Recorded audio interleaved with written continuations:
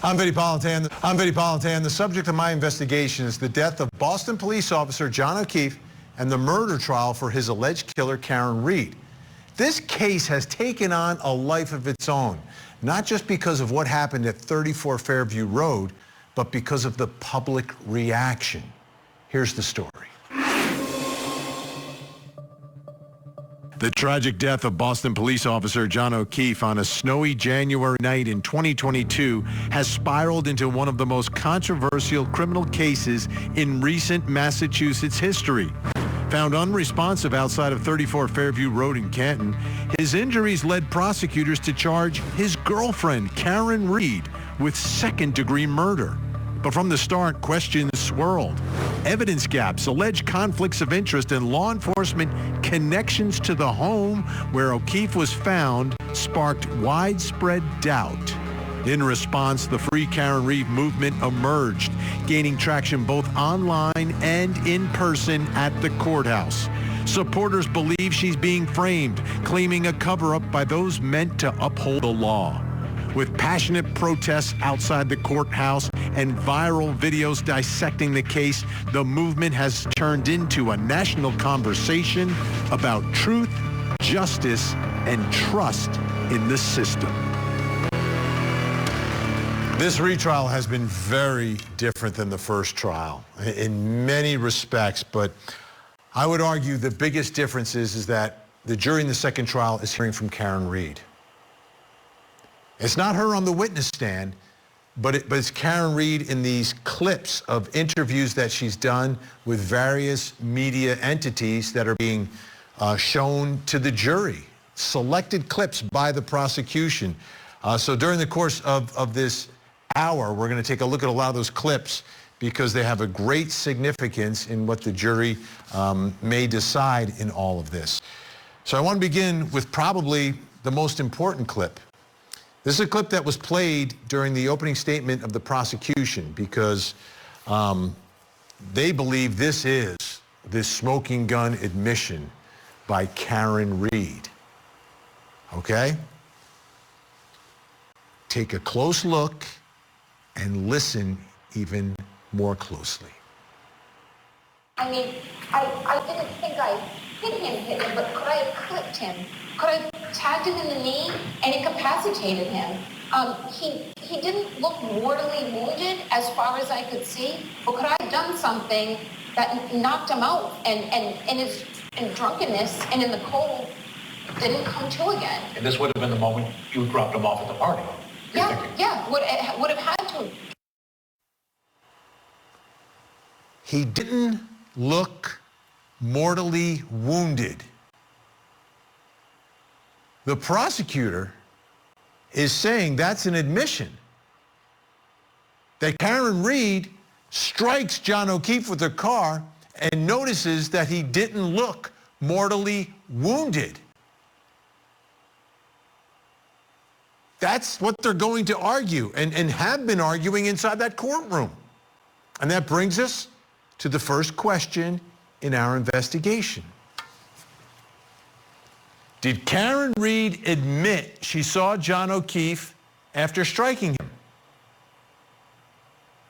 That's what prosecutors are alleging here. Does this prove it? This soundbite from Dateline, this clip from Dateline. Joining us to help answer that question, criminal defense attorney Peter Ellikin, along with former prosecutor Margaret McLean. She's also the host of the podcast, It's a Crime with Margaret McLean. All right. Well, I'll start with you, Margaret, on this one. Because prosecutor Hank Brennan has been very clear in his interpretation of this potentially devastating statement. What are your thoughts? Is she admitting, is she saying that she saw John O'Keefe after striking him before driving away from 34 Fairview? Of all the clips, I think this one was somehow taken out of context. I have to say, I have to give Karen Reed the benefit of the doubt in this particular instance. I can't imagine her either seeing him in the rearview mirror or pulling up next to him and he's on the ground. Oh, he doesn't look mortally wounded. I guess I might have clocked him, but he's knocked out, so I'm going to head on to Meadows. I just don't buy it. I feel like that is the one clip for me that it doesn't mean she struck him. Let's take a listen to Hank Brennan talking about how he believes these clips are admissions, confessions to the crime. Her statements to you will confirm what you already know from the science and data, what you will already conclude from the facts independent about what she did that night. Her word simply confirm that her judgment is sound. And you're going to hear from her own lips and many of her statements, her admissions to extraordinary intoxications, her admissions to driving in the Alexis, her admissions to being angry at John that night. And I dare say her admissions that she told she had him. Peter Ellikin, Hank Brennan also made an argument when the defense was trying to get the case dismissed and referenced this clip to the judge. Let me read it for you, the transcript of this. I have it right in front of me. I didn't think I hit him, but could I have clipped him? Could I have tagged him in the knee and incapacitated him? He didn't look mortally wounded as far as I could see, but could I have done something that knocked him out?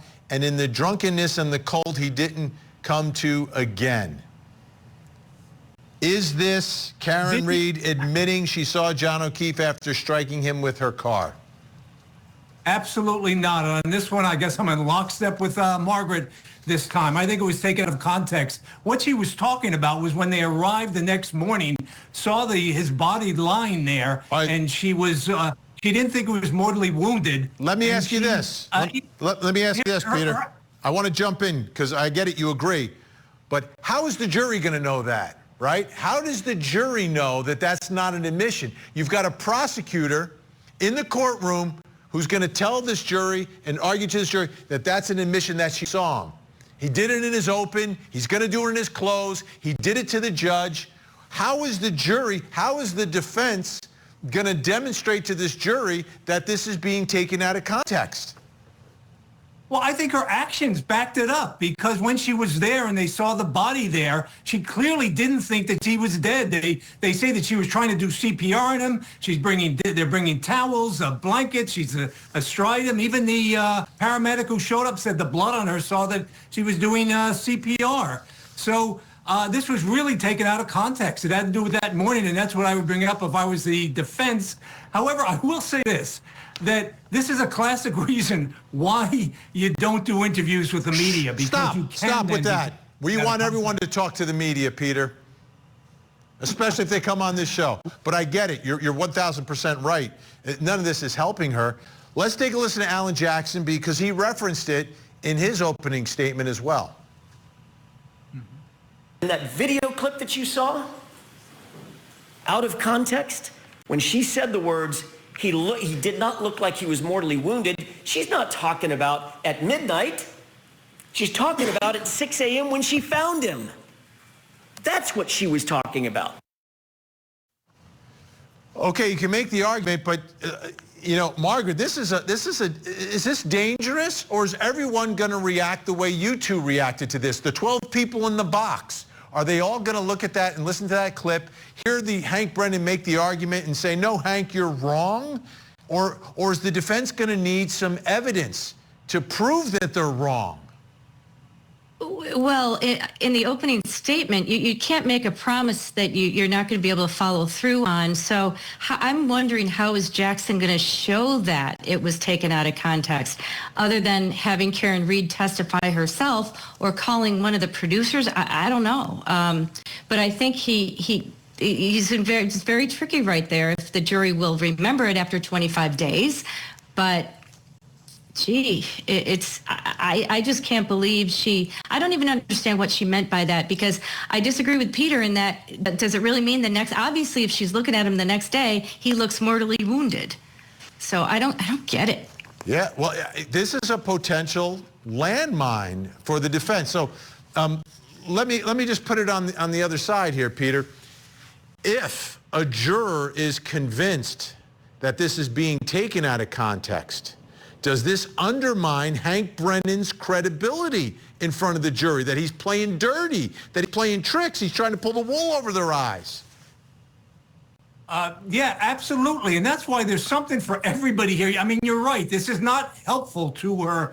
It would have been better if she had never said that. But there are enough explanations here that it was taken out of context that I just think that, if some of the jurors believe it, some of the jurors don't believe it, then again, you have the old, I know I sound like a broken record, you have reasonable doubt. This is not some kind of confession that nails it, particularly in light of the idea that this wasn't something she blurted out at the time. This is months and months later when they're defending her and when the trial's about to go on and all that. The idea she would go into an interview with a reporter at that point and say, oh, I really did see him and I hit him, I know, but I didn't think he was going to die from it. I mean, she would not have said that. Particularly months and months later when she's got a legal team around her and everything. It just strains credibility there. So I could see jurors going either way, though. But I think it's just this is not a knockout blow for the prosecution. Margaret, who is this more of a landmine for then? Is more of a landmine for the defense or the prosecution? I mean, as a prosecutor, and why would Hank Brennan, like if you had that reaction, right? Peter has that reaction. I had the same reaction when I first heard it. I didn't interpret that way, but then there were other people who were. And I was like, oh my goodness, now I see how it could be interpreted that way. Why is Hank Brennan doing this? Is he doing it just to win, or do you think he actually believes this is a confession?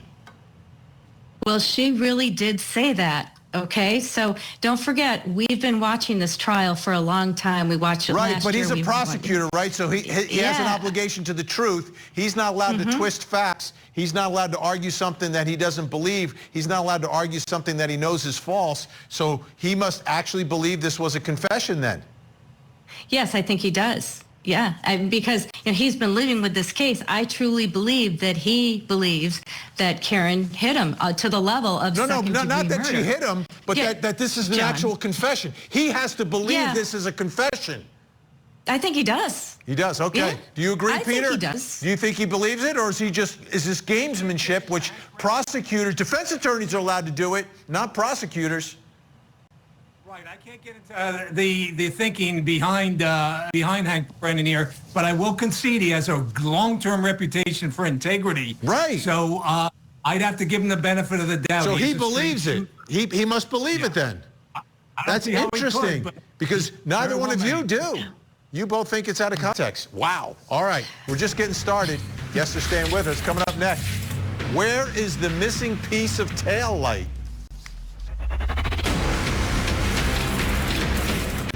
Karen Reed is in the midst of the retrial of the century. She is factually innocent. She's guilty. There's something wrong in this county.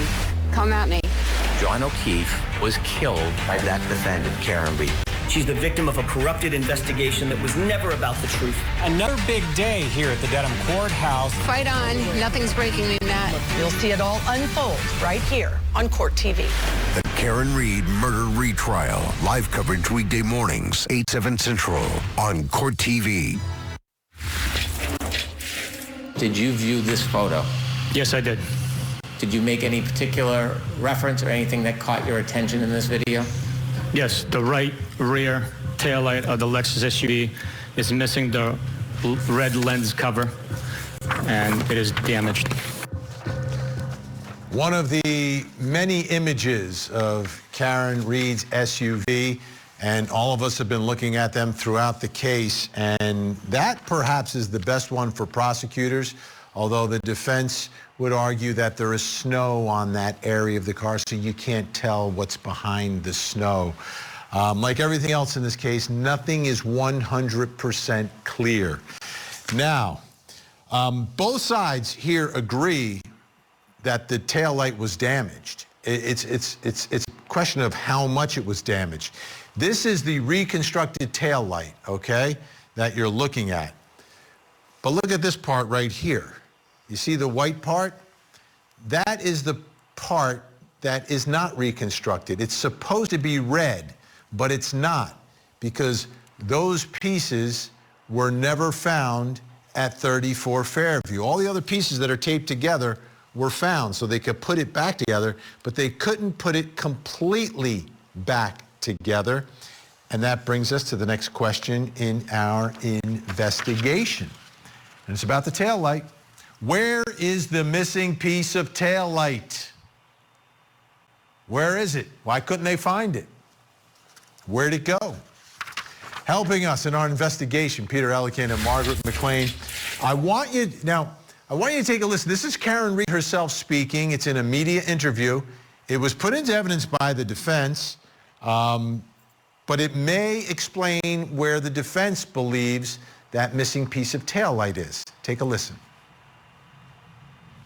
When my car was seized, there was a few small pieces of taillight missing that I had picked out at John's at 5:45 before we drove over to Fairview. I'm showing Jim and Carrie, look what I just did to my light, and I'm worried that there's going to be some kind of electric short circuit. There's like the bulb is showing, and some of the red plastic's missing. So I picked pieces out of the light housing that had kind of collapsed within the light and dropped them in John's driveway. Okay, Peter Ellikin, does that work? Is that a reasonable explanation for where that missing piece of taillight might be, that Karen Reed picked it out before they drove back to 34 Fairview, Kerry Roberts, Jennifer McCabe, and her, and found John O'Keefe, that she picked out the piece that she had damaged backing into John O'Keefe's truck? Yeah, that would be one of the reasonable explanations, that she was worried about the electrical problems, if that fits something, or with the water coming in, etc. So that sounds logical. But what you kind of alluded to earlier, this business about the taillight, I don't know, is a definite deciding nail this case. Bit of evidence either way. They both are making something out of the taillight. You know that the prosecution says we got broken pieces of the taillight on the lawn. That proves that the accident happened.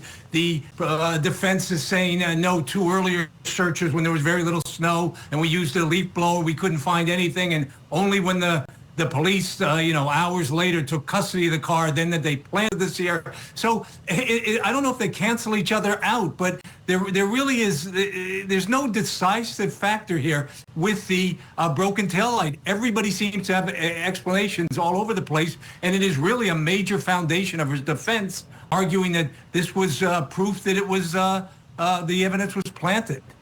All right, Margaret, where's the missing piece?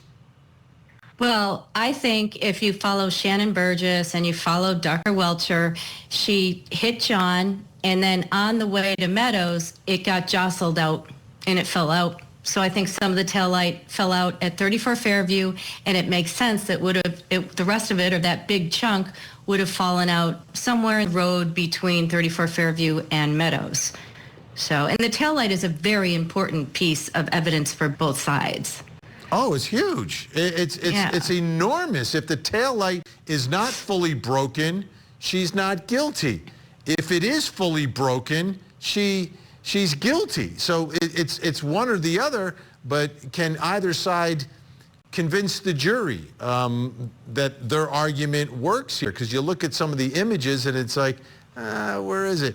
So the fact that it hasn't been found, Peter, how large does that loom here, and who does it help, the missing piece of that taillight, so they could not fully reconstruct it? I actually think it's a wash. It's kind of neutral. They both have, there's logical explanations. We've heard hers. She specifically picked it out. The other side would say, no, it must have fallen out after she hit O'Keefe. And so I don't know that anybody is like kind of decisively won that argument there. They've kind of brought up a bunch of maybes. Could have happened this way, could have happened that way. And again, is the jury going to just say, we're not really sure? Is that reasonable doubt? We just don't really know. Well, let me ask you this, Margaret, because this is what people would argue. Why would that piece of taillight fall out on the drive while the piece of hair stuck to that car, and then the random piece of glass stuck on the bumper?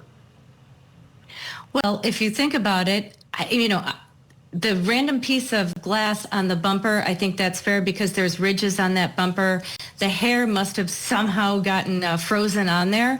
But if she just made impact with John O'Keefe, right, and cracked that taillight and pieces fell all over the place on 34 Fairview, it makes sense that maybe on the way to Meadows, she hit a bump or something. We don't really know, and it jostled the rest of it out. So I think that makes the most sense. And as far as her picking out the piece of glass and putting it in John's driveway, they never recovered that. So that's not credible either. Yeah, there was nothing found in his driveway.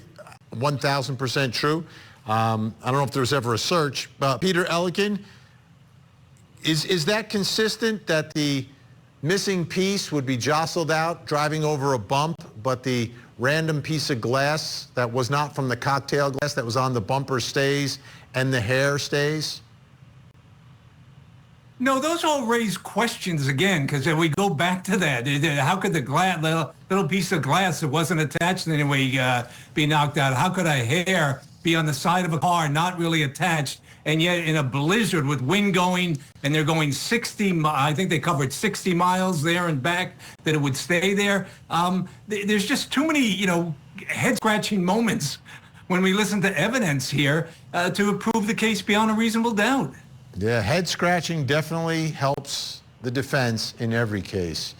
Peter Ellikin, Margaret McLean, great to have you on the program. Great to see you. We'll see you again, I am sure, very, very soon as this case winds down.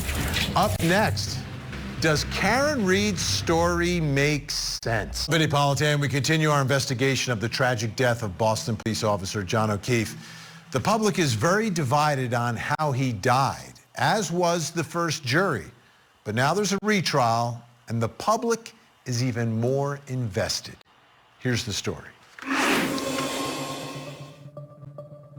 Karen Reed's retrial for the 2022 death of her boyfriend, Boston police officer John O'Keefe, has reignited intense public scrutiny and controversy.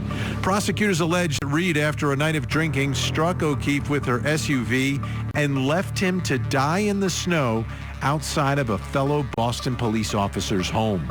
The defense contends that John O'Keefe was killed inside that house and that Karen Reed is being framed as part of a cover-up involving law enforcement. The case has galvanized a fervent Free Karen Reed movement, with supporters rallying outside the courthouse, donning pink attire and asserting her innocence. Their demonstrations have led to legal challenges over protest buffer zones, raising First Amendment concerns.